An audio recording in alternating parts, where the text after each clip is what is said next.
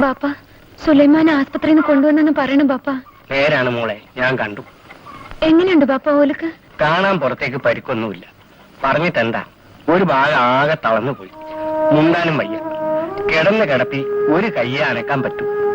അത് മാറൂലേ ബാപ്പ? വലിയ വലിയ ഡോക്ടർമാര് നോക്കിയിട്ട് കാര്യമുണ്ടായില്ല. തലച്ചോറ് കലങ്ങിപ്പോയ പോലെ. ഇനി അത് മാറൂല മോളെ. കണ്ടപ്പോ ഓനെങ്കിലും ജീവിക്കണ്ടെന്ന് തോന്നി. ബാപ്പ ഞാനൊന്ന് പോയി കണ്ടോട്ടെ. ശരി മോളെ.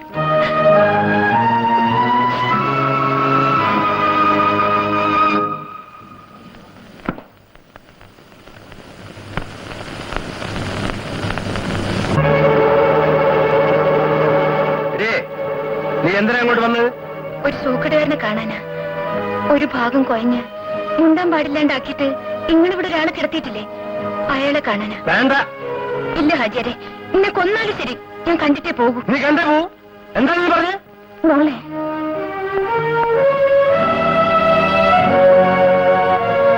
വാ മോളെ. ഓന്റെ മുമ്പിന്ന് നീ കരയരുത് മോളെ. അന്റെ കണ്ണീര് കണ്ട എന്റെ മോന്റെ മനസ്സ് ഇനിയും ബേജാറാവും. ഇല്ല, ഞാൻ കരയില്ല.